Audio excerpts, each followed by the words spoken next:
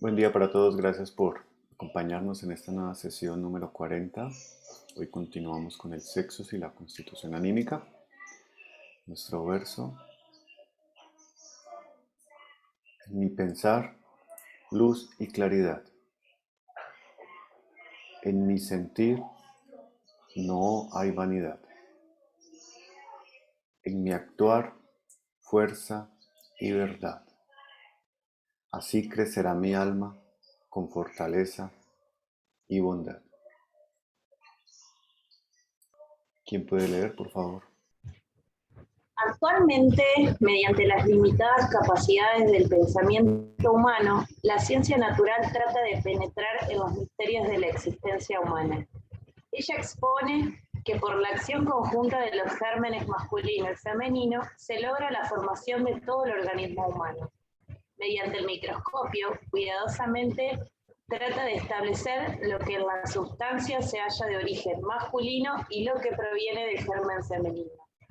Sin embargo, llegará el día en que esta ciencia natural, por su propia investigación, se verá impulsada a reconocer que solo una parte del organismo humano se determina por la acción de los gérmenes masculino y femenino. En todo organismo humano existe algo que no se origina en el germen, sino que, en cierto modo, es de nacimiento virginio, algo que desde otras esferas se vierte en el proceso germinativo. Con el germen humano se reúne algo que no proviene del padre ni de la madre, pero que no obstante le pertenece y que, como destinado a él mismo, penetra en su yo, dentro del cual podrá ennoblecerse si llega a unirse con el Cristo. Lo que en el curso de la evolución de la humanidad se unirá con el Cristo es la parte que representa el nacimiento virginio. Con sus propios medios, la ciencia natural descubrirá que esto se halla en relación con la importante transición que en los tiempos del Cristo tuvo lugar. Antes de esa transición, nada pudo haber en lo interno del ser humano sino lo que provenía del germen. Y esto nos hace ver que en el curso de los tiempos realmente se producen cambios con respecto a la evolución del yo. Evangelio según San Lucas. Gracias, Bárbara. Maestro Mario, muy buen día. Muy buenos días para todos. Nuevamente aquí estamos, eh, reiniciando después de esta semana de pausa que tuvimos.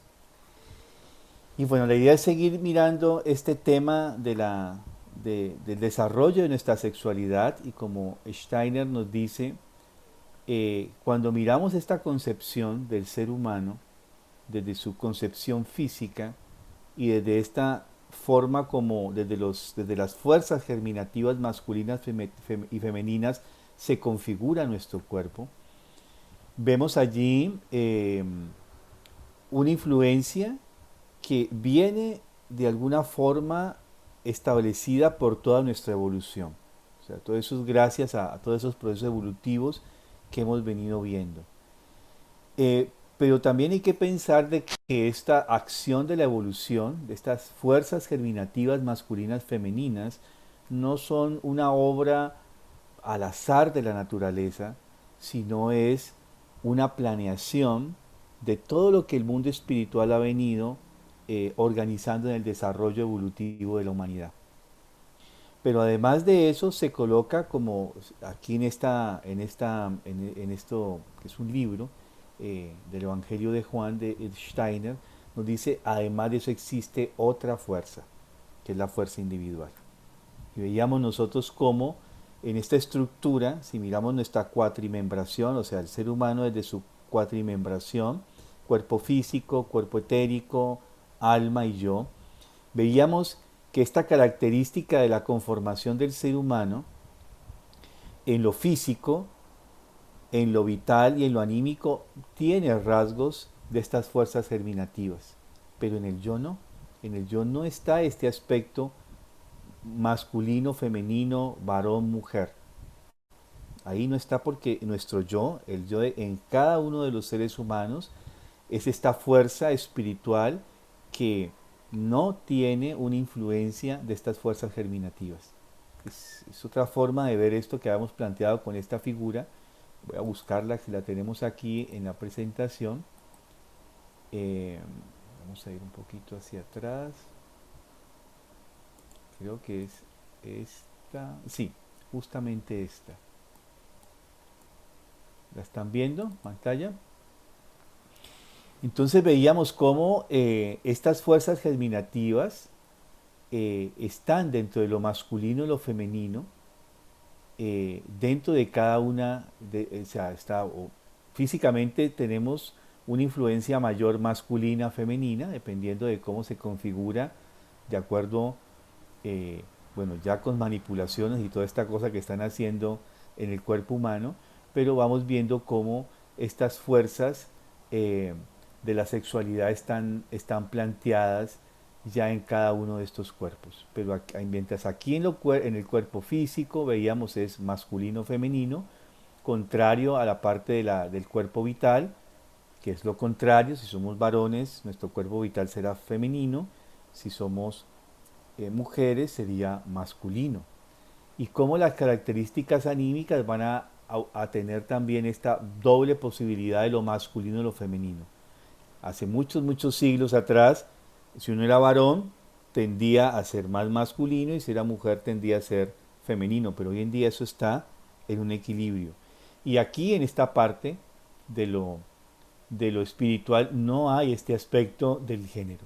Es como si en esta parte estuviésemos liberados de esto. Pero claro, estas características de esta parte constitutiva nuestra, de la parte anímica, vital y física, está influenciado, como la ciencia lo ha descubierto. Esto que estamos planteando aquí son hallazgos justamente de la ciencia, también, porque también la antroposofía ha hecho estos hallazgos. Estamos influenciados por los gérmenes eh, masculino-femenino, mientras acá no. Y bueno, en este aspecto, entender esta naturaleza nuestra,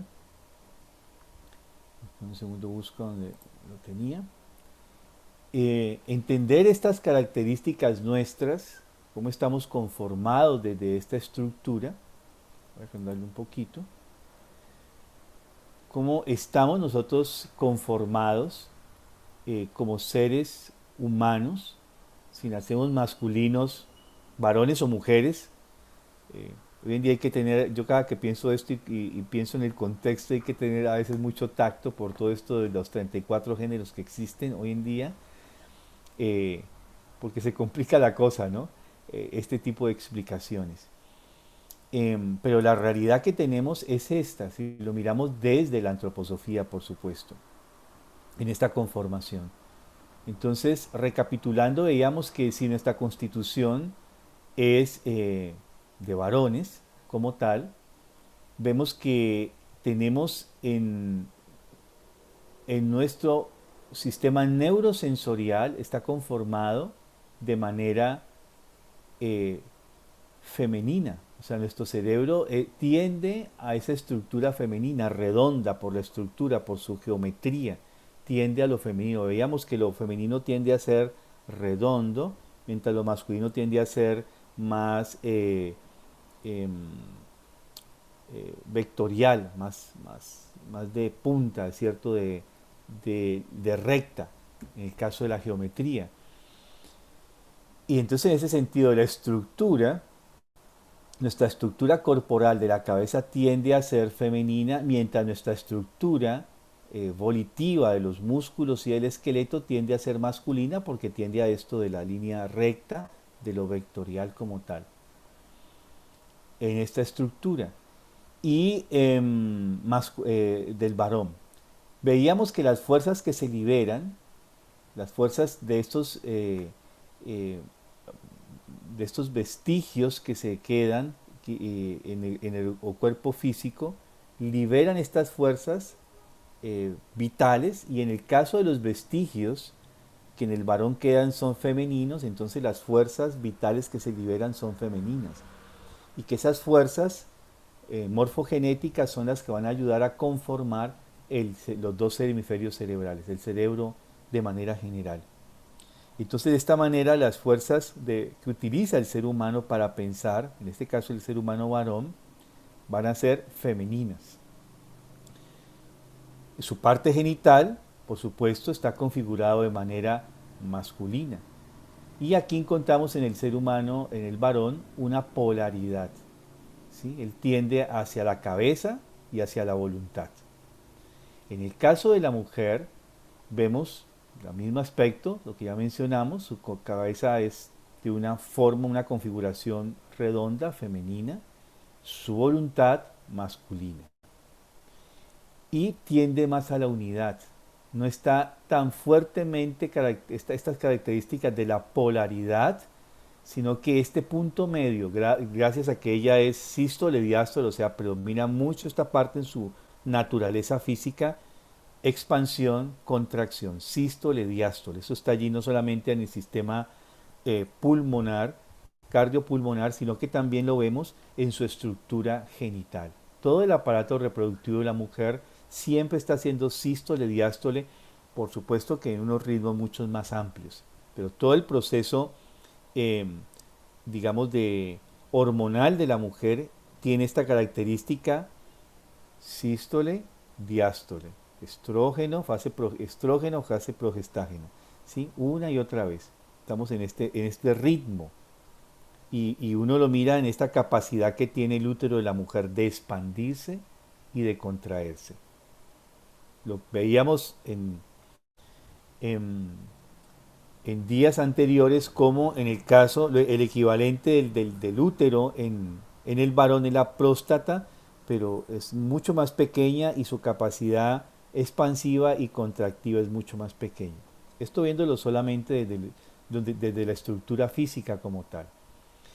Las fuerzas entonces que se liberan, los vestigios que quedan dentro de la constitución física de la mujer es los masculinos, entonces las fuerzas vitales que se liberan son masculinas y estas fuerzas vitales masculinas son las que están coadyuvando a la formación de su estructura de pensamiento. Eh, y esto nos muestra ya una diferenciación desde la estructura física, vital y posteriormente anímica, porque hay siempre esta tendencia que veíamos de lo anímico de estar buscando, en el caso del varón, a su ánima y en el caso de la mujer, a su ánimos.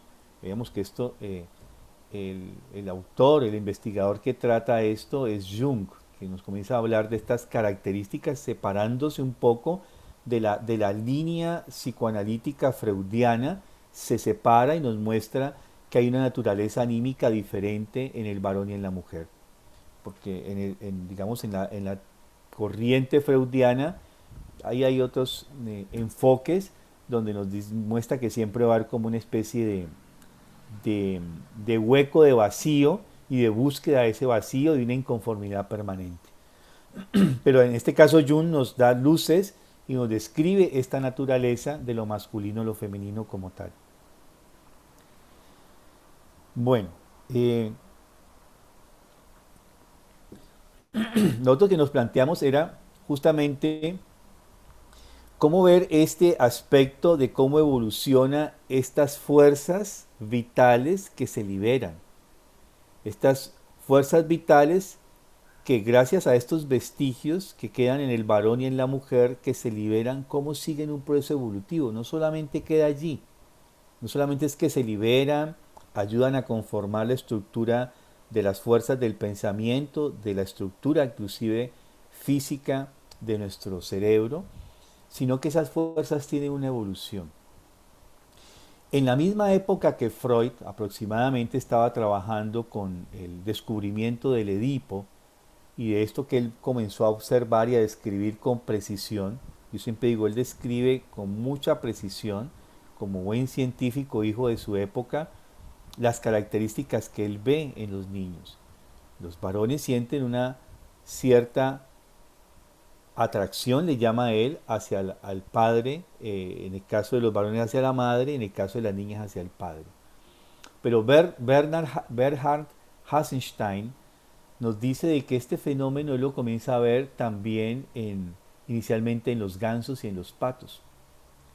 Y él le llama la impronta a este fenómeno. Él dice que los gansitos y los patos, una vez nacen, minutos antes de nacer, buscan un referente, una fijación, una impronta con ese mamá o mamá pato, mamá gansa, y la siguen. Si lo hace la impronta, que también lo que ha descubierto los etólogos, con una persona o con cualquier otro animal, van a seguir a esa persona o a ese otro animal. Y hay un segundo momento en que descubre que se afianza esta impronta, que es entre la tercera y la octava semana de vida de los gansos o de los patos. Y Hasselstein se pregunta si esto también no acontece con otros animales y se pone ya a mirar mamíferos y descubre que también en ellos hay dos momentos de este fenómeno de la impronta que se sucede en ellos, o sea, como una especie de fijación, y a partir de ahí viene también toda una estructuración de lo que es el comportamiento en los animales. Y él descubre también que en los mamíferos se da y en el ser humano también. Y entonces descubre que entre lo que es la fase neonatal, que llamamos nosotros neonato, que es el primer año de nacimiento, esta impronta es muy importante en su conformación. O sea, el ser humano necesita un referente humano, en especial se espera que sea la madre, por supuesto, pero también el padre o cualquier otro adulto que esté allí. Es muy importante. Eh, y el otro momento que se descubre, que aquí es donde viene la similitud con las investigaciones de Freud, es entre el cuarto y el séptimo año, que es lo que se denomina el Edipo. Eh, y es muy importante mirar estos momentos. ¿Qué pasa, por ejemplo, si en un primer momento, centremos en el ser humano, no se logra hacer esa impronta, esa impregnación, como también se puede llamar? Pues el ser humano queda totalmente desvalido y va a padecer algo que en psiquiatría se conoce como el cólico fulminante del neonato. Hay un colapso en un sistema fisiológico, viene una especie de una diarrea, una descompensación muy fuerte a nivel fisiológico y los niños mueren. En el caso de que las personas logren sobrevivir porque alguien que se ha ocupado de ellos, los ha cuidado, eh, pueden llegar a quedar con secuelas neurológicas inclusive para toda la vida, o sea, como una especie de heridas en su estructura fisiológica como tal. Pero si seguimos analizando el desarrollo de esta impregnación, de este vínculo, como también llamamos nosotros en las ciencias psicológicas, ¿qué pasa? Queda allí, solamente es importante este primer momento del neonato y posteriormente a los entre los 4 y los 7 años de vida. Entonces vemos que no, hemos visto que hay otros momentos en el ser humano y es importante considerarlo, porque aquí es donde viene esta fase evolutiva de estas fuerzas eh, que quedan físicamente como vestigios, pero vitalmente se configura como nuestro cuerpo vital. Entonces, vemos el primer momento de la primera impregnación en la fase neonatal, 4 a 7 años, que es lo que también conocemos como el Edipo, y hay otro momento importante que es entre los 9 y los 10 años, que es lo que se llama en las escuelas Waldorf, en la antroposofía, el Rubicón, la crisis del Rubicón. Y aquí el niño necesita nuevamente afianzarse. ¿Qué es lo que vemos nosotros? El niño necesita impregnarse de las fuerzas, en el caso si es varón, femeninas, las fuerzas femeninas de la madre, y en el caso de que sea mujer, de las fuerzas masculinas del padre. De esta manera está configurando sus cualidades anímicas. Pasa a los 4, pasa a los 10, y luego viene entre los 2 y 14 años esta fase que es homoerótica.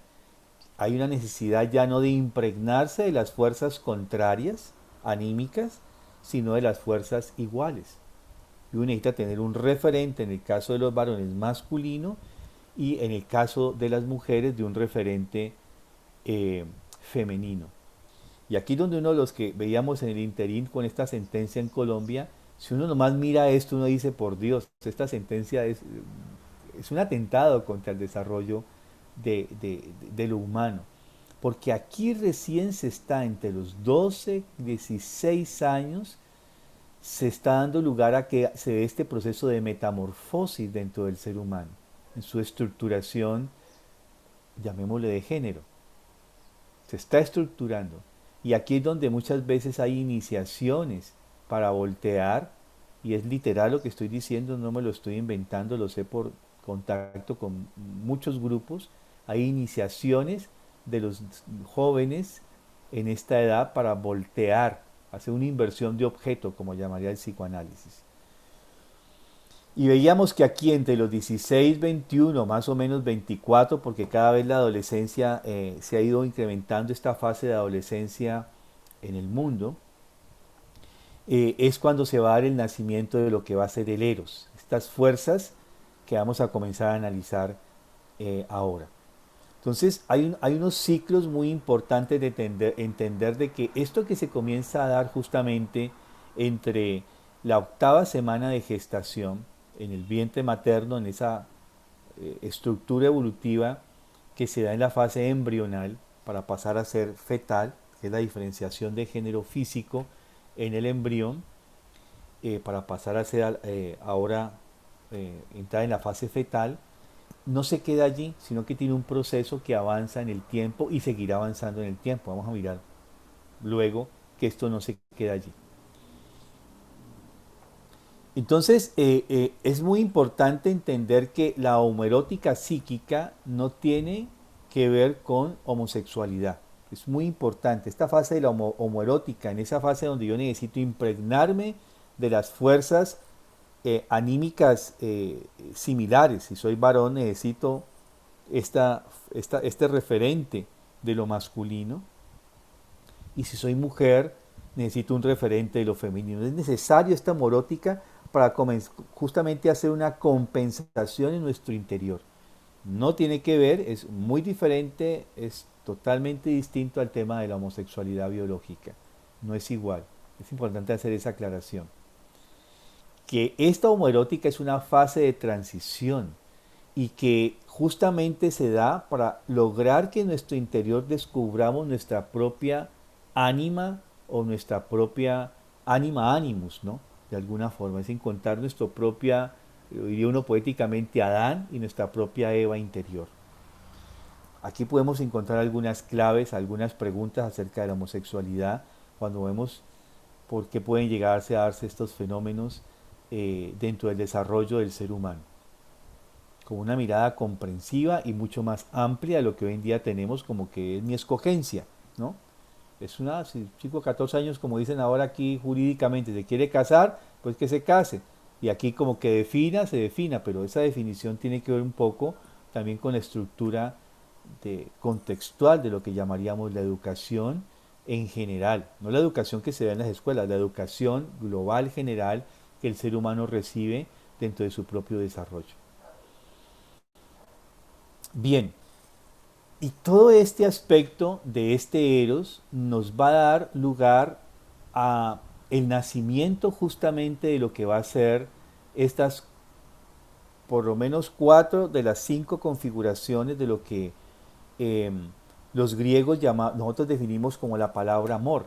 Para los griegos la palabra amor tenía muchas expresiones, pero sin Eros no tenemos amor. Y entonces el sexus se da porque son nuestras características, de alguna manera está allí lo que llamamos la pulsión sexual, que bien describe los psicoanalistas. Todo este aspecto del eros, que ya hemos descrito, que comienza a nacer, todas estas fuerzas vitales que están, digamos, de alguna manera impregnando el sexus.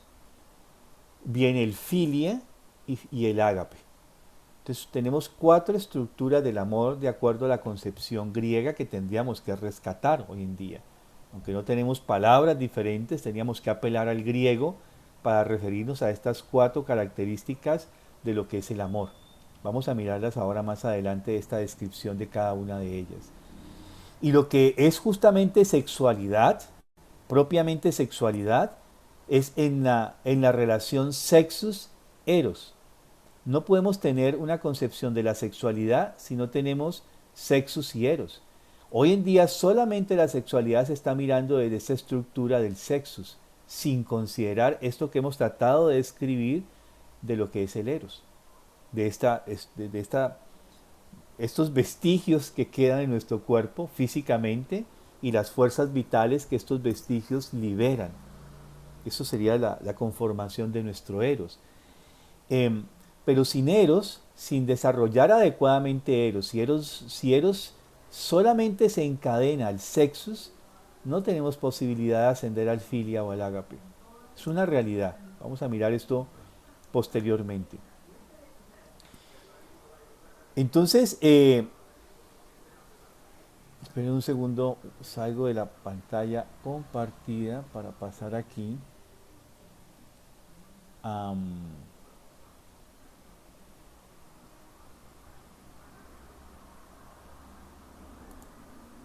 esta de aquí.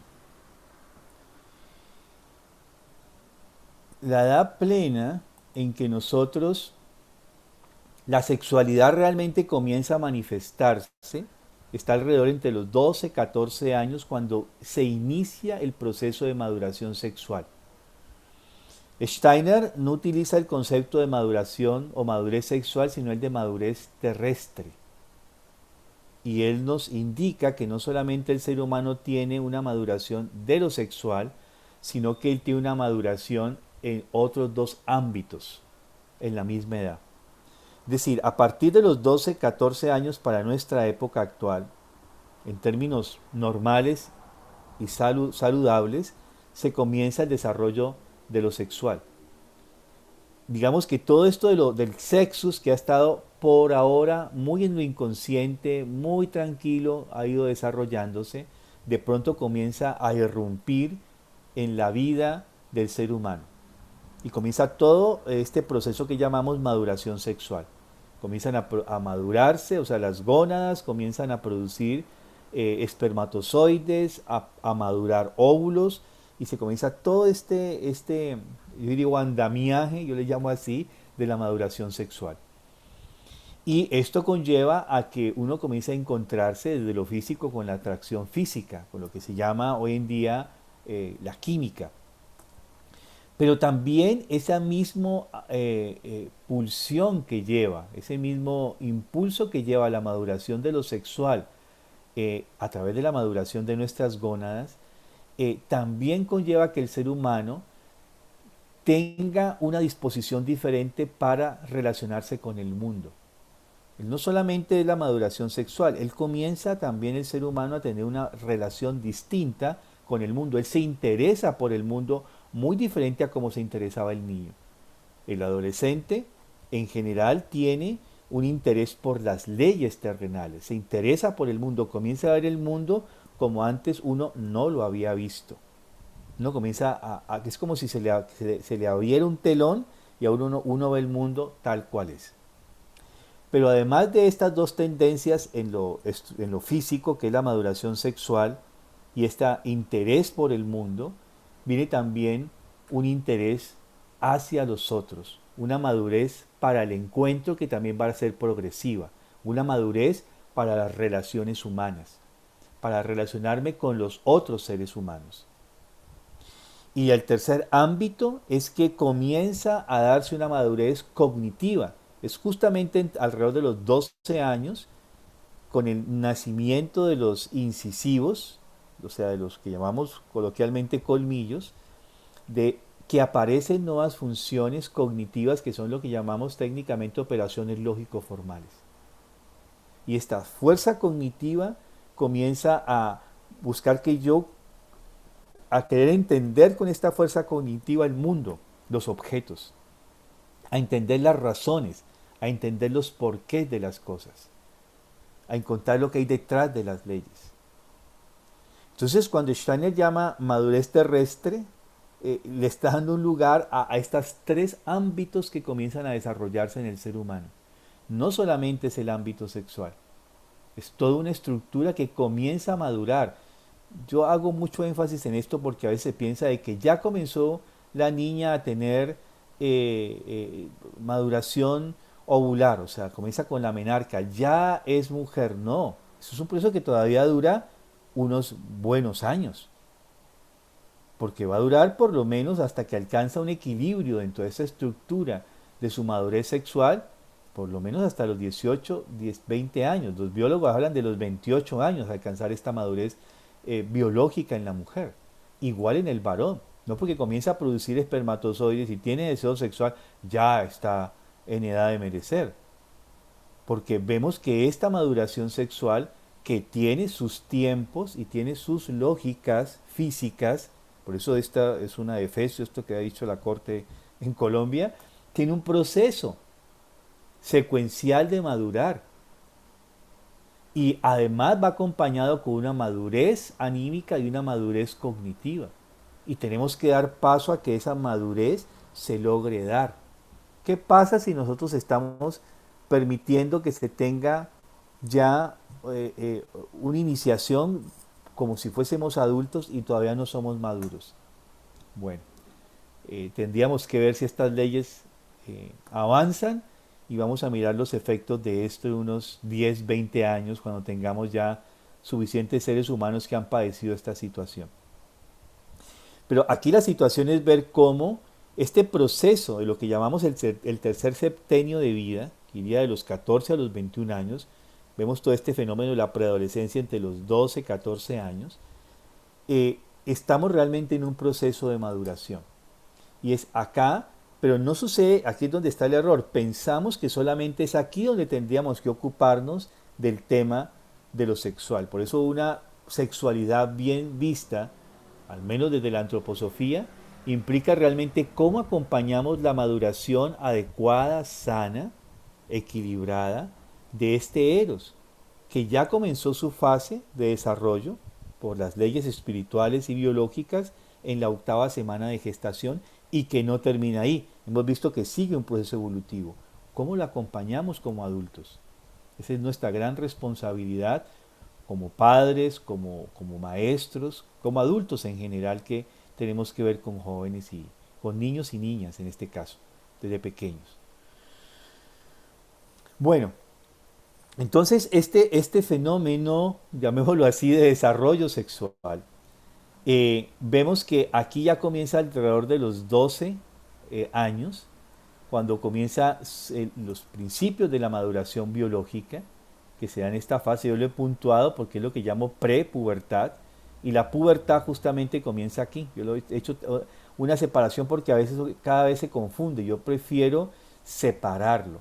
Prepubertad, 12 a 14 años. Algunos dicen que aquí ya es adolescente.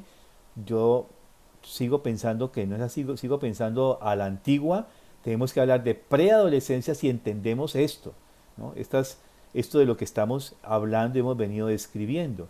Y todo el fenómeno de la pubertad, que va a ser entre los 14 y 16 para entrar en la adolescencia entre los 16 y 18. Es decir, estamos haciendo una diferenciación de 3 etapas: prepubertad, pubertad y adolescencia. Es muy importante porque no solamente es lo físico, es lo anímico y es lo vital y lo anímico y lo individual que está ahí comenzando a emerger en nosotros. Entonces, esta sexualidad biológica se comienza a desarrollar ya desde los 12 años aproximadamente, 14, comienza su despliegue, aquí viene todo este proceso, y alrededor de los 16, 15, 16 años van a ser el eros, que es el que hemos venido describiendo. Es como Botticelli tiene esto de la Venus desnuda, ¿sí? De la Venus que emerge justamente de las... Y es muy interesante esta imagen si la miramos, dentro de 8 días la voy a traer, cómo la coloca sobre la espuma. Estás parada sobre una concha y está alrededor hay espuma. Y si lo miramos desde el punto de vista fenomenológico, la espuma es el resultado entre el agua y el aire.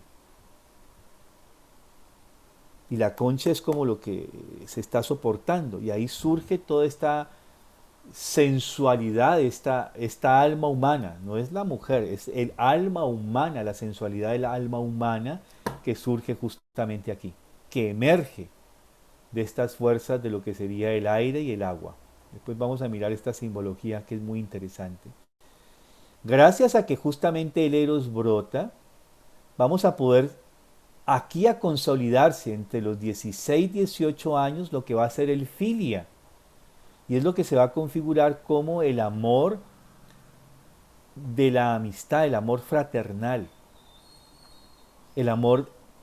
Todos tenemos un amigo entrañable de la adolescencia, el que conocía todos nuestros secretos, al que le confiábamos todo. Y yo digo, y al que le fue más mal tenía un diario, pero teníamos alguien con que dialogar, ¿cierto? Y ahí se va configurando este aspecto de lo que es el eros.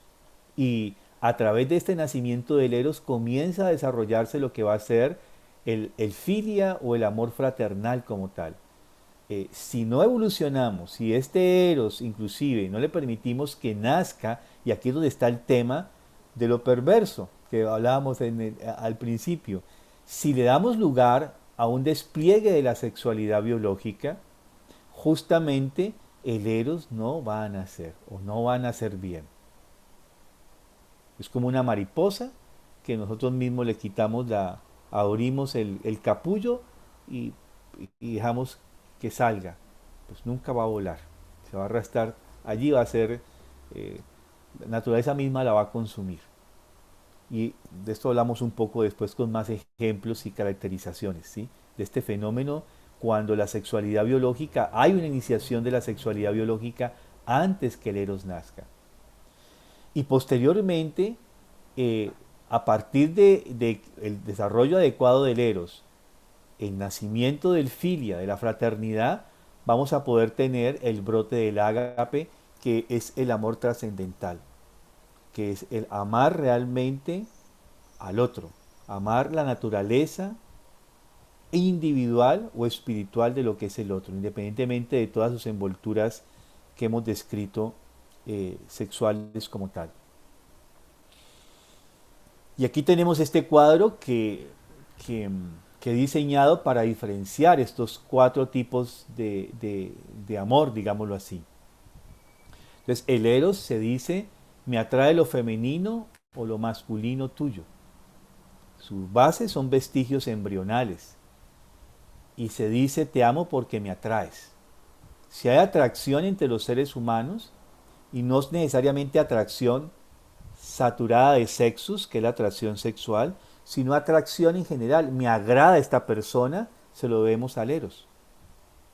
O sea que la base de la amistad es el eros. La base del amor de pareja es el eros. Tenemos el estorgue que he colocado aquí, y es el amor consanguíneo, lo que llamaban el amor de los lazos consanguíneos. También tiene lazos genéticos, vemos pues todo esto de la genética, y se dice te amo porque somos parientes. ¿Sí? Porque eres mi hermano, porque eres mi padre, porque eres mi madre, porque eres mi primo, ¿sí? Aunque cada vez este estorgue se ha ido diluyendo cada vez más. Es algo que también se ha visto como, al menos yo he visto mucho, como un fenómeno actual. Luego el filia dice, en verdad me gustas. Su base son las emociones. Vimos el ánima o el animus. Te amo porque me agrada estar contigo. Que hay un elemento más, un plus. Y el ágape dice te amo. Y las bases son un acto de voluntad, es una decisión. Yo decido amar a otro ser humano. Te amo, simplemente. Es una decisión mucho más de autodeterminación. Julián Slein, en su libro Amigos y Amantes, yo me quedé con, siempre digo, yo recuerdo solamente una frase de ese libro. Amar a otro es amar su destino.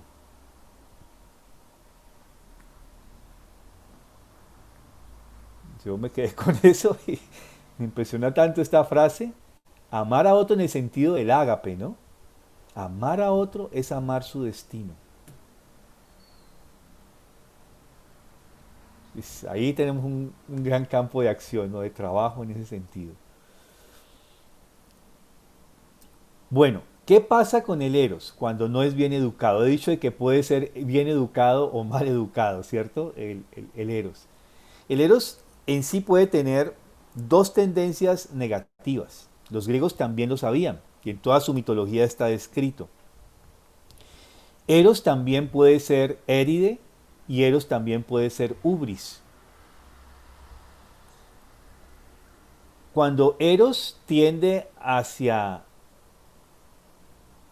eh, un aspecto negativo, el conflicto, él va a tender ya no a la atracción, ya no a me agradas, sí, al jugueteo, sino que va a tender a la riña, a la pelea, a la contención, a la rivalidad. La ira sabemos que es antítesis y antítesis del amor. Y entonces cuando se da este conflicto, esas fuerzas del Eros justamente tienden hacia el Éride. ¿Por qué instintivamente nuestros abuelos y padres cuando estábamos discutiendo entre hermanitos nos llamaban a la conciliación? Venga para acá. A ver, ¿qué pasó? Pídale disculpas, ¿no? Y toda esta cosa que ellos, ¿por qué lo hacían? Es instintivo. Pero justamente el gran tema, uno de los grandes problemas que tenemos son los conflictos. No salimos de un conflicto. No sabemos realmente salir de los conflictos y aquí nos posee ya no Eros. Eros se transforma en Éride. Entonces cuando surge este impulso devastador del Eros, se transforma en una fuerza que es destructiva, es Éride. Y cuando tiende hacia el libertinaje, a la insolencia, al escándalo, al comportamiento sin frenos, el no casto, sucumbe lascivamente al ansia de tener sexo, es abrasivo y es ubris, lo que llamamos hoy en día como erótica. Yo digo es un concepto errado, debe ser ubriótica, no erótica, porque es en ese sentido lo que estamos viviendo. Miren ustedes cómo nuestra naturaleza humana está siendo colocada en medio de estos dos aspectos ya desde chiquitos. Libertinaje, conflicto. Libertinaje, conflicto. Y tenemos aquí es donde si consideramos estos aspectos a lo cual puede llegarse a convertir Eros, pues vemos una tarea muy importante de poder realmente nosotros, eh, esta educación sexual comienza aquí, sin hablar de sexualidad ni de sexo. ¿Cómo realmente logramos? ¿Cómo, por ejemplo, hoy en día los niños, las niñas y niños hoy en día se sexualizan prematuramente con su forma de vestir? O haciendo que adopten ciertos roles que no les pertenecen, que no son propios de la infancia, por aquello del libre respeto al desarrollo de la personalidad. ¿Cómo cuidamos esto? ¿Cómo cuidamos la alimentación? Bueno, hay muchos temas que quizás después podemos hablar cómo logramos encauzar esto. Pero entender esto es muy importante dentro de la naturaleza del Eros y cómo nosotros podemos abordar realmente una verdadera educación de la sexualidad entendida desde esta mirada que estamos haciendo nosotros. Bueno, estos son, acá vienen ya descripciones que he hecho del Eros, después ustedes van a tener esta presentación. Y bueno, vamos a dar un tiempo a las inquietudes quizás que hayan surgido. Mario, en una imagen anterior tenías una nota que decía que varón y mujer aman diferente. Sí, ¿para dónde es que está? ¿Dónde Donde, la busco? donde estaban las dos figuras humanas. Ah, sí. Claro, voy a volver a la imagen entonces. Esta. Eh, si nosotros entendemos estas diferencias que tenemos en nuestra estructura humana, llamémosle así, pues vemos que el sexus, el eros y el filia ya nos dan unas características bien distintas. Es decir, esos amores sexus, para hablar solamente del sexus, el deseo, por ejemplo, en el varón, se manifiesta como deseo de poseer. En el varón el deseo es poseer. Su configuración física le da la tendencia a que su deseo sea poseer. Mientras en la mujer el deseo es retener. Hay un gesto que quizás puede ser muy cuestionado por muchos, pero ustedes ven que además es un gesto universal y uno pregunta por qué.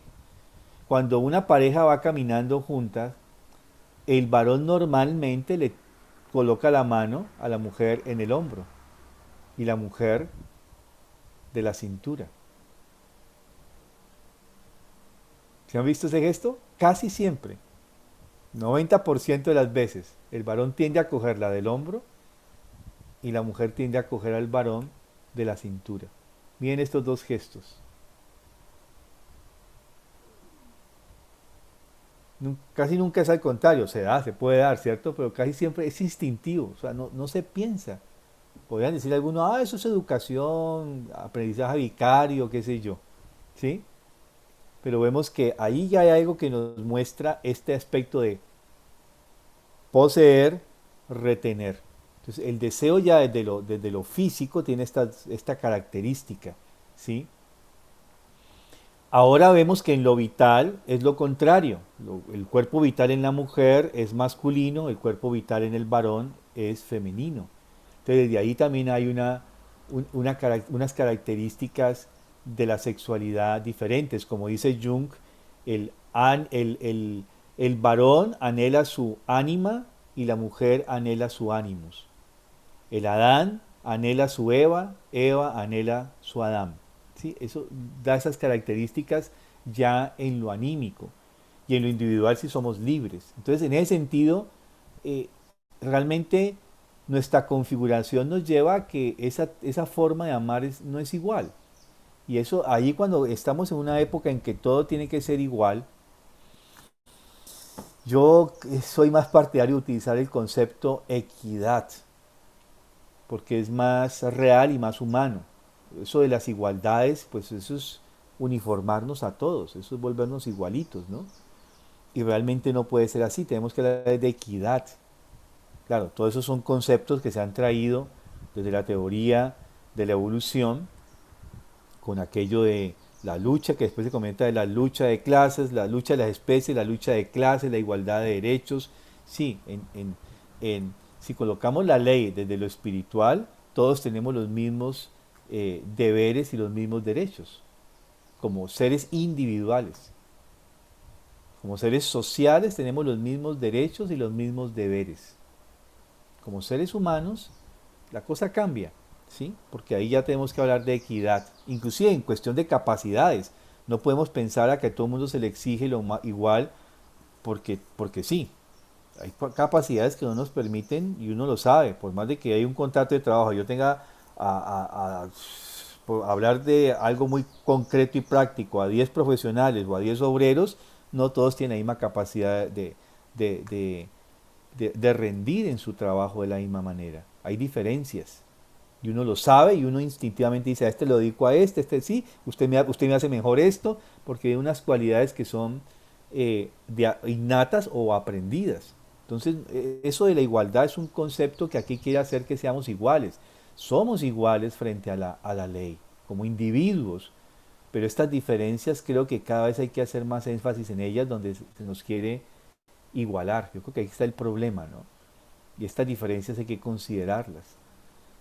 Inclusive dentro de cada estructura varón-mujer, porque aquí cambia un poco lo anímico, podemos tener hoy en día cualidades masculinas, femeninas en lo anímico, y puedo yo ser muy femenino siendo varón o puedo ser muy masculino siendo mujer, ¿sí? Entonces, ahí hay unos aspectos muy diferenciales si lo miramos desde esta forma, ¿no?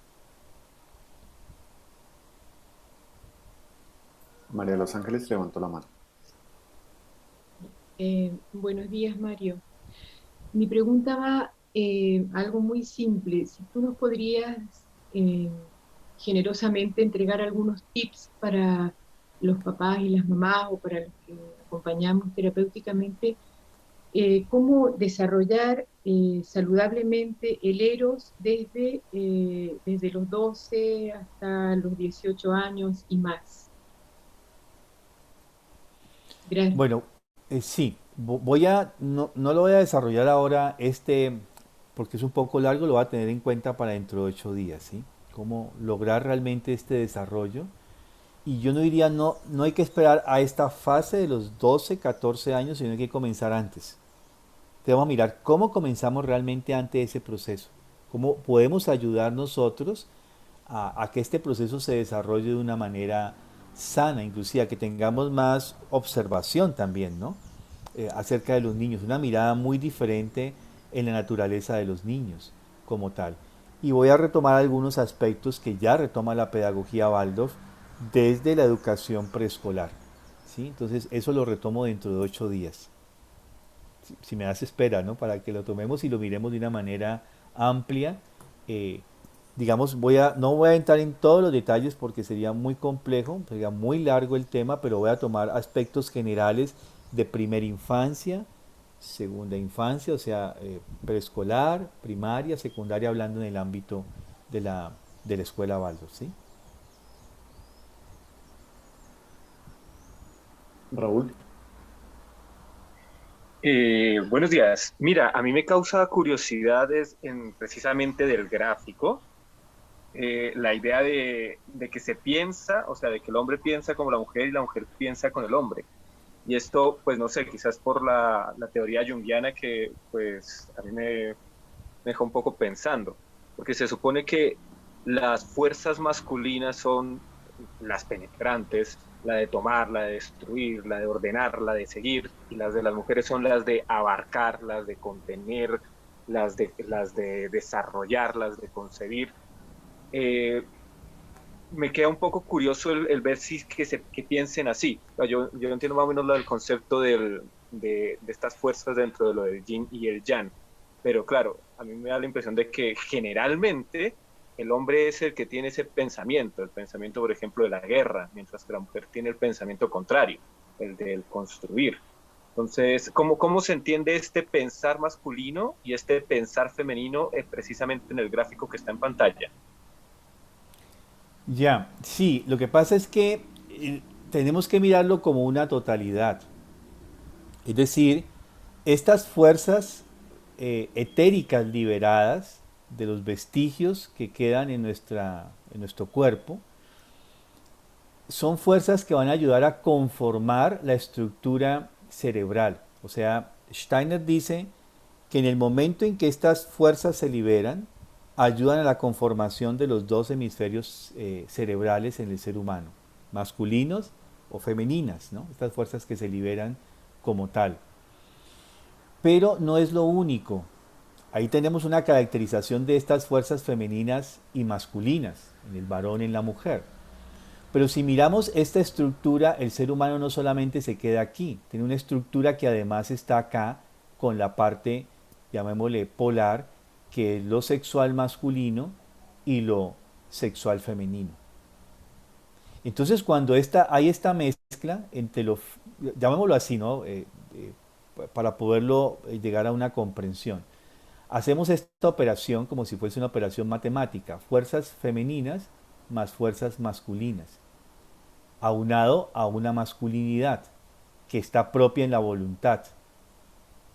Si lo miramos acá, esto nos va a dar una ecuación, que es lo que va a conformar esta estructura que dices, que describe Jung, de la fuerza masculina, de la necesidad del combate y demás, ¿sí? De la conquista, del poseer, porque su deseo es poseer. En ese sentido, lo masculino en el varón lo conlleva a poseer, eso es su tendencia. Y tiene esta estructura que se da en la fuerza del pensamiento, que está quieto, que necesita tranquilidad, que necesita sosiego. Pero a su vez ese pensamiento que está quieto, que necesita sosiego, va a estar impregnado de estas fuerzas sexuales que ascienden también, no se quedan allí. Eso no, pues aquí está un poco así estático, pero esto está totalmente en interacción. En el caso de la mujer, eh, estas fuerzas que se liberan son etéricas masculinas, pues le lleva a una estructuración de su cerebro, una forma etérica del cerebro donde que no solamente es física, que conlleva que pueda ir de un pensamiento a otro rápidamente, como vemos que sucede, o sea, tiene mucho más movilidad, mientras acá estas fuerzas llevan a que sea quieto, sopesado, acá tiene mucha más movilidad. Pero a su vez estas fuerzas cognitivas van a estar impregnadas de su fuerza sexual en el polo metabólico motor. Entonces, esta operación, digamos, esta ecuación, por darle alguna simbología matemática, pues nos va a dar un resultado distinto, ¿sí? Pero vemos, por ejemplo, que frente a ciertos aspectos la mujer tiene más coraje que inclusive el varón para ciertas cosas. Hay cosas en que el hombre frente a ciertas cosas se retrae, mientras la mujer en ciertas situaciones tiene mucho más... eh, esa fuerza masculina justamente la lleva a tener un coraje de alguna manera que es muy fuerte. Podemos ver esa cualidad masculina allí en la mujer en un momento determinado. Pero justamente a que aquí lo que marca esa diferencia está aquí en esta unidad, porque la mujer tiende a ser una unidad dentro de esta estructura, porque desde el punto de vista antropológico, ella estructuralmente es mucho más parte media, es mucho más corazón, digámoslo de manera figurativa. En cambio, el varón está mucho más en la polaridad. Y vemos que uno tiende a esto, pensar, acción, acción, pensar, ¿sí? A veces pensar sin acción y a veces acción sin pensar. Eso es muy típico de lo masculino, de los varones, digámoslo así. En cambio, en la mujer no, la mujer todo lo está sopesando, todo lo está integrando, porque ella tiende justamente a esta unidad, por su estructura como tal. Eh, bueno, no sé, es una aproximación a la pregunta que hace Raúl. No sé si eso lo resuelva Sí, de sí. alguna manera. No, sí, sí, te comprendo, te comprendo. De hecho, acabé como de verlo en la idea de que es esta parte cognitiva, el pensar, es la parte blanca o negra del yin y el yang, dependiendo de cuál sea el ánima y cuál sea el ánimos. Sí, igual sí, me confundo un poco porque quizás lo veo demasiado dicotómico en la fuerza que hace, pero claro, comprendo que es como el paro, como el que hace que se intente equilibrar. Tendría que pensarlo más. Muchas gracias. Bien. Bueno, tenemos que dejar allí, retomamos dentro de 8 días porque hay que hacer ahora la parte artística. Les deseo que tengan un buen día y nos vemos dentro de 8 días. Mario, muchas gracias. Muchas gracias. Gracias, Mario. Hola María Lucía, buen día. ¿Cómo Gracias, estás? Mario. Buenos Gracias días, a María. todos. Buenos días. Bueno, Buenos días. no sé si todos vieron María el Lucía, buenos mensaje. días. Buen día.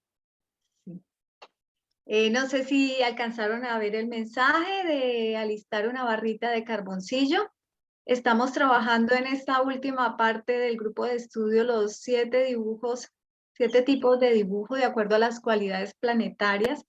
Y justamente hoy traigo un dibujo que tiene que ver mucho con esa fuerza masculina, que es una cualidad que, como dice Mario, está en nuestra alma, seamos hombres o mujeres.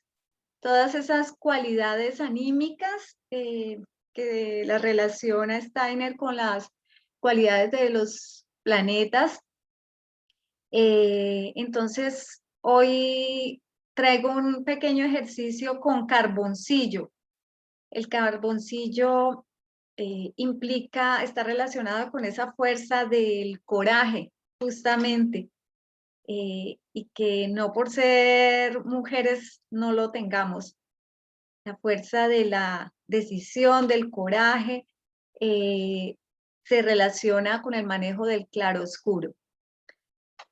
La idea era que tuvieran una barra de carboncillo como esta, una hoja, formato pequeño, no es necesario un formato grande porque el tiempo no nos da para un gran ejercicio. Y la propuesta que les hablé inicialmente cuando hablamos de los dibujos terapéuticos, llevar de pronto, ojalá siempre el mismo elemento. Por ejemplo, Oscar dibujó la manzana en el dibujo figurativo, y luego descubrir las leyes geométricas de la manzana con el dibujo geométrico. Pues la idea es ojalá hacer el mismo elemento, y si no podemos hacer otra, yo no tengo la plantica que tenía, no la tengo disponible. Por ejemplo, traigo este elemento que es una concha de caracol, pero pueden usar cualquier elemento, un vaso con un jarrón, lo pueden hacer. Y más que porque ya trabajamos esa cualidad de llevar fielmente lo que está afuera, llevarlo al papel. Aquí más que todo es un ejercicio de manejo de luz y oscuridad. Entonces, con esa barrita se me olvidó, si pueden tener a mano, si los que manejan barra, los que no tienen barra y tienen lápiz de carboncillo pueden hacerlo, y si no, también con un lápiz de grafito, ojalá blando, ¿sí? Bueno, entonces, ¿estamos listos? ¿Alguna pregunta para empezar?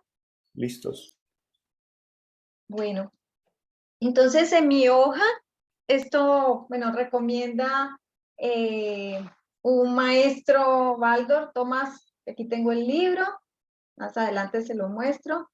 Recomienda siempre dejar, cuando se hacen estos ejercicios, dejar como un marquito, y esto también nos sirve para hacer un ejercicio de manejo de luz y sombra.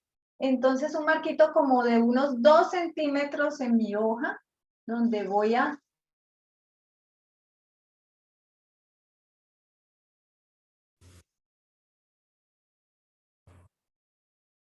hacer un punto.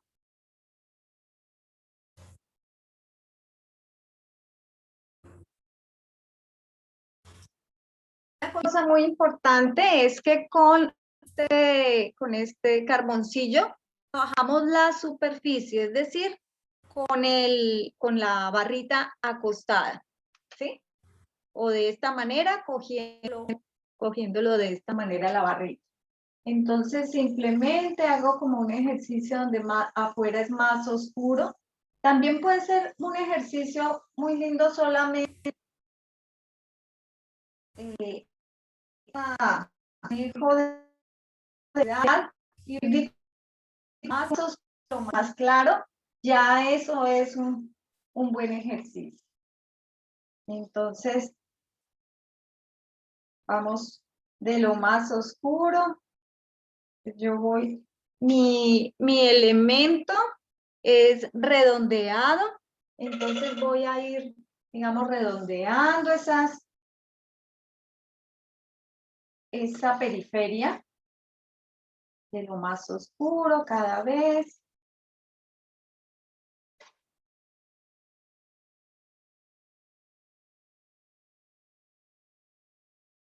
Y voy a empezar con mi dibujo, siempre con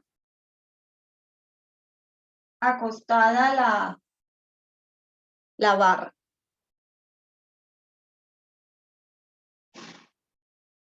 Ya pueden empezar ustedes con el de ustedes.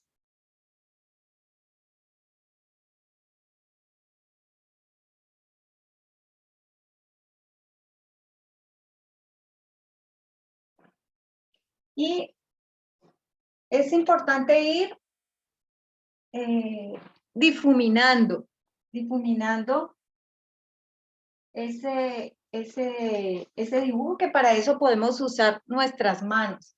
Entonces, dejamos en blanco, lo más blanco, y nuestros dedos untados de carboncillo nos van a servir también para difuminar y para pintar alrededor.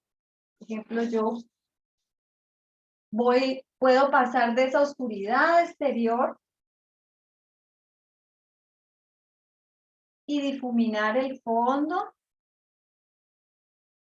y asimismo ayudo como a plasmar el material en el papel.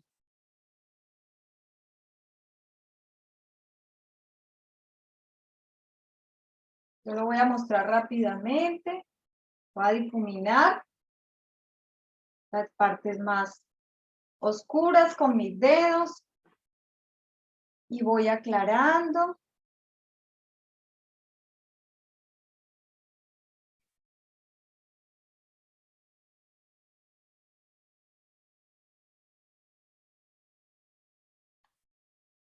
Y vuelvo y paso mi carboncillo.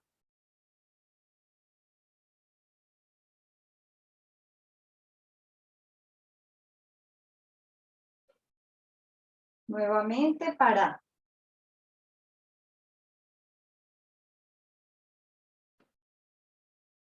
solamente utilizo la punta del carboncillo para delinear un poco.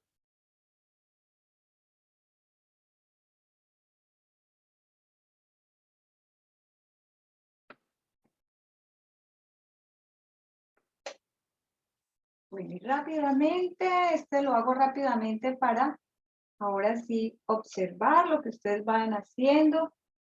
Y entonces la cualidad que se trabaja aquí, como les decía, es el manejo de luz y sombra. Entonces esa oscuridad se pone al servicio de la luz. Entonces empezamos a observar cómo la luz se resalta justo por ese manejo de la oscuridad. Entonces, si quiero resaltar algo del elemento que tengo, ¿sí? Lo oscurezco un poco. Entonces, por eso dice Eva Meses, la luz, la sombra o la oscuridad al servicio de la luz. Es una imagen muy bella. Y con mi dedo puedo seguir difuminando, dibujando.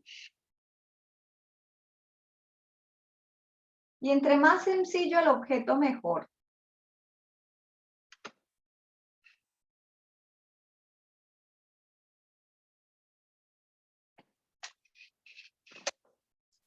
Es más o menos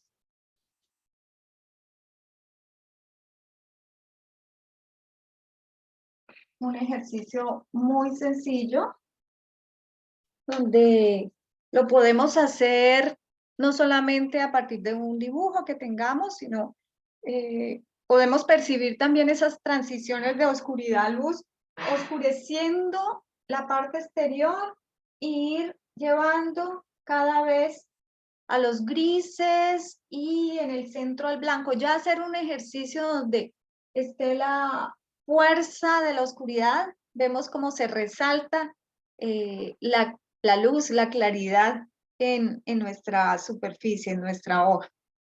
Bueno, ahora sí voy a mirar.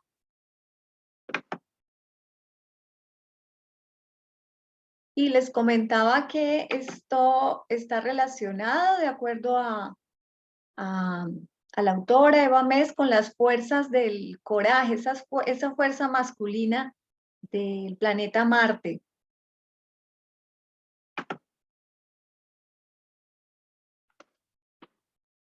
Si pueden entonces encender sus cámaras, los que quieran, para observar el trabajo.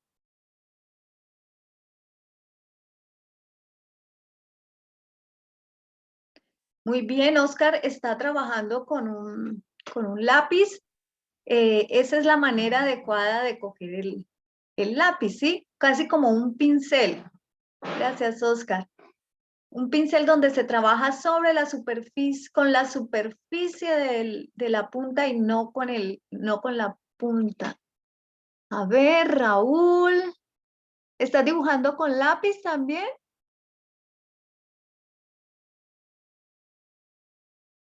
¿Es lápiz de carboncillo o de grafito?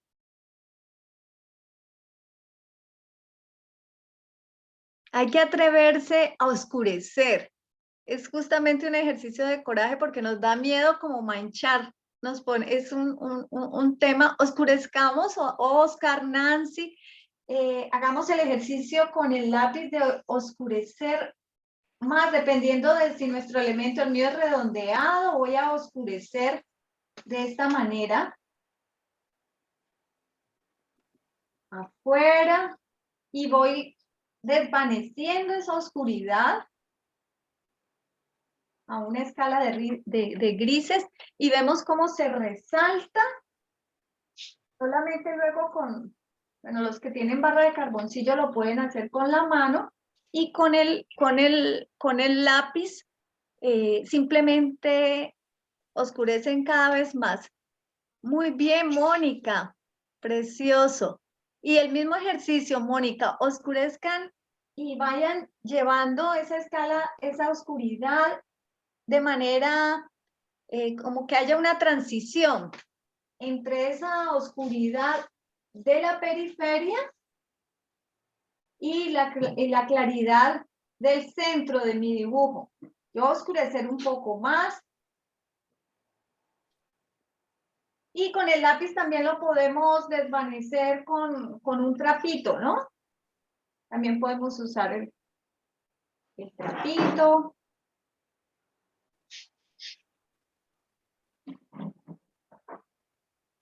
Por el tiempo, pues es bueno, veo que algunos utilizaron de pronto un formato grande para el lápiz, pero lo pueden terminar. Entonces, afuera más oscuro. Voy a utilizar un carboncillo de pronto un poco más oscuro para que se vea esa oscuridad exterior.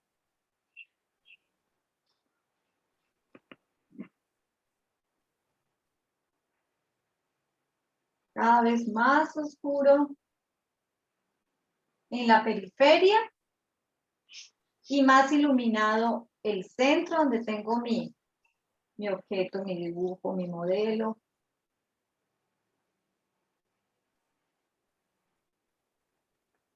Entonces hay que tener coraje, digamos, para atreverse a marcar esos, a oscurecer sin miedo.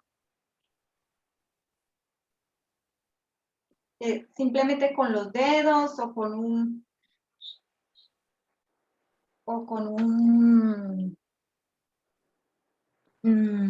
trapito podemos desvanecer.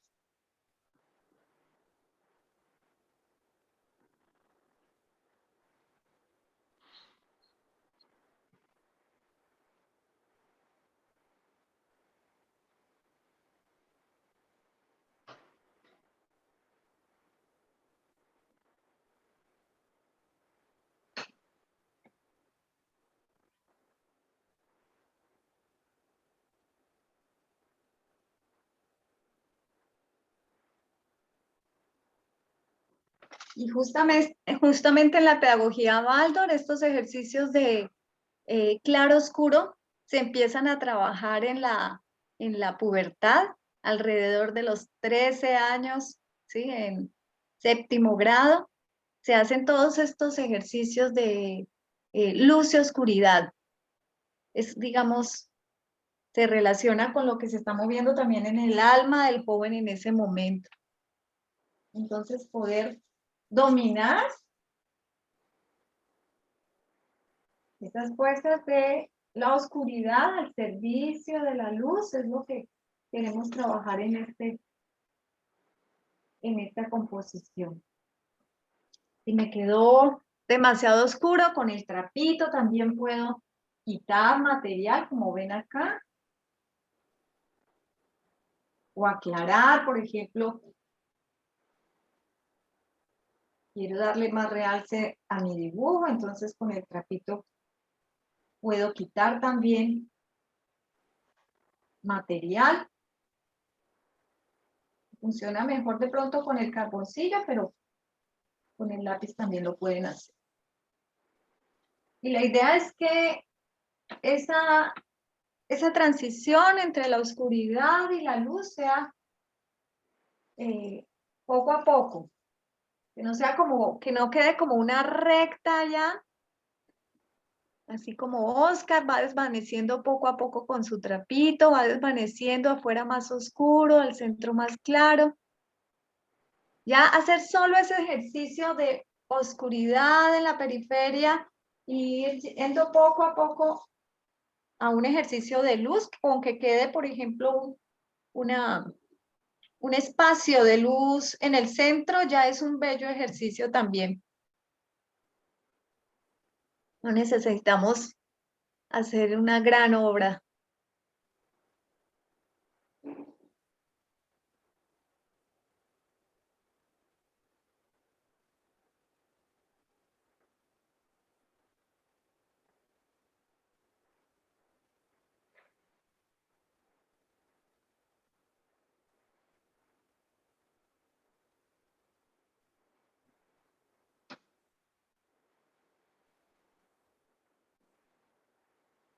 Lo hiciste ver sencillo, María Lucía. No, y es realmente con estos dibujos no se trata, lo que se debe plantear es que no importa el resultado final, porque siempre sale algo bello, sino poner más atención como al proceso. Muy lindo también cuando podemos agrandar algo pequeño, ¿sí? Ese es como un ejercicio de, contrario a la perspectiva, algo pequeño, una pequeña conchita y hacerla grande, por ejemplo, con esas cualidades de luz y oscuridad. ¿Alguien más quiere compartir su ejercicio?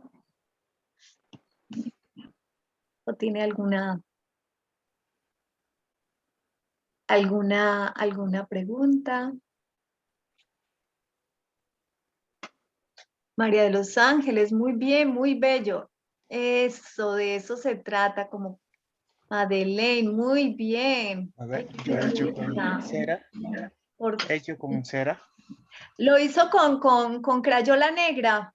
Sí, con cera es. Sí, también, si es lo que tenemos, podemos utilizar tiza pastel negra también. Más cerca. Ay, hiciste también la concha del caracol, súper. Sí, y el ejercicio es percibir lindo todos, ir yendo de esa oscuridad, de manera que haya una transición. Muy bien, mucho mejor, Madeleine, Raúl, muy bien. Entonces, mira cómo el ejercicio, Raúl, ¿puedes acercarlo más? Mira, ya ahí, ya está la fuerza, ya se atrevió a colocar más oscuridad, cuando al principio estaba como muy tímido con ese lápiz, pero luego cuando oscurecemos es como ese coraje que se tiene para también trabajar con las sombras, que es el ejercicio que realmente se hace en el proceso de autoeducación. Trabajar con esa. Lindo, Madeleine. Ah, no. Con ese modelo tan bello. Está muy bien. Gracias a ti, María Luisa. María Lucía, gracias. Es un ejercicio, como les expliqué el primer día, me hablaba de los 7 dibujos, 7 tipos de dibujo. Es el ejercicio polar. No me quiten los dibujos que los estoy mirando. Es el ejercicio polar al ejercicio de Venus, que es con tiza pastel de color. Mientras que con la tiza pastel se trabaja la delicadeza. Con Marte se trabaja las fuerzas con luz y oscuridad, las fuerzas de la decisión, del coraje, del emprendimiento. Hay que tomar una decisión para colocar esa oscuridad en el papel. Le da a uno como temor al principio, pero luego vence digamos, esa indecisión. Nora, qué belleza. Muy bello ese ejercicio de transición. Es Muy una camelia que tenía acá sobre la mesa de trabajo. Es Ay, una camelia. esa es la idea, trabajar con lo que tengamos a mano. Trabajar. Gracias. Plasmar, muy bello, Nora, ese ejercicio de transición, bellísimo. Una pregunta, María Lucía. ¿Sí? En e- en el caso de una planta que tiene muchos filamentos, al pasarle ya se van esos filamentos y queda más como la silueta. ¿Qué se debe hacer?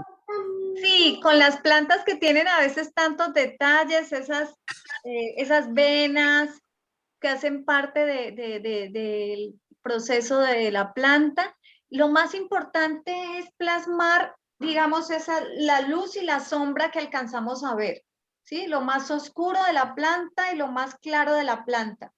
Al final, solo al final, como ven, yo coloqué estos detallitos del caracol, como esos detalles finales. Lo más importante es trabajar esa luz y sombra, ¿sí? De mi objeto, porque normalmente hay una parte que le da más luz, otro que está más iluminado. Entonces, plasmar en el papel esa luz y sombra que veo en mi objeto, o que si no llevo al papel un objeto, simplemente transiciones de más oscuro a lo más claro. Gracias, María Lucía. Muchas Y bueno, gracias. ya uno se puede quedar con los detalles, cogiendo ya si por ejemplo yo me quiero quedar en mi obra, pues puedo coger un lápiz de carboncillo y hacerle los detalles. Pero en un primer momento solo plasmo las partes más oscuras de mi objeto y difumino hacia las partes más claras.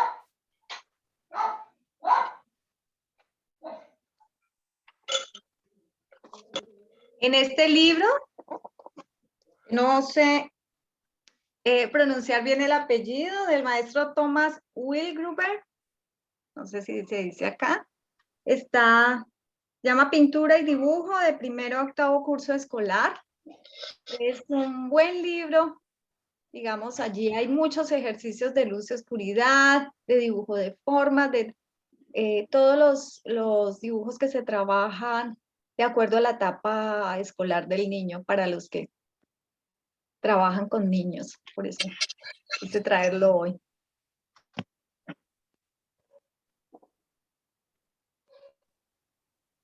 María Lucía, muchísimas gracias. Vamos cerrando. Vamos cerrando. De pronto, solo una palabra alguien nos quiere compartir una palabra de la vivencia, es importante para el cierre, Oscar. Claro que sí. Oh, integridad. Integridad. Muchas gracias, Madeleine. Atreverse también. ¿Cómo? Atreverse. Atreverse, sí. Esa es la actividad del carboncillo, del claroscuro. Polaridad. Polaridad. Hermosa la experiencia. Yo como que me centré, me compenetré. Es muy lindo lo que pasó en mi alma. Gracias, maestra. Y ahí trabajamos esa fuerza de lo masculino en nosotros. Gracias a ustedes.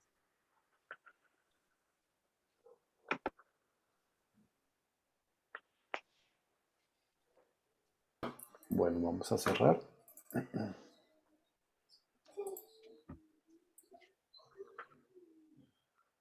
En mi pensar, luz y claridad. En mi sentir, no hay vanidad. En mi actuar, fuerza y verdad. Así crecerá mi alma con fortaleza y bondad. Muchas gracias a todos. Nos vemos Gracias, el próximo Oscar. martes. Gracias a todos. Buenos días a todos. Gracias, Oscar. Gracias, Oscar. Un abrazo. De Buena pronto, semana. para recordarles, en 2 semanas, porque la próxima semana no estoy, en 2 semanas continuaremos con tiza pastel para que vayan alistando su caja de tizas de pastel. Gracias, María Lucía. Gracias. Gracias, Muy buen día Oscar. para todos. Hermoso día. Chao, chao. Igual. Bendiciones a todos.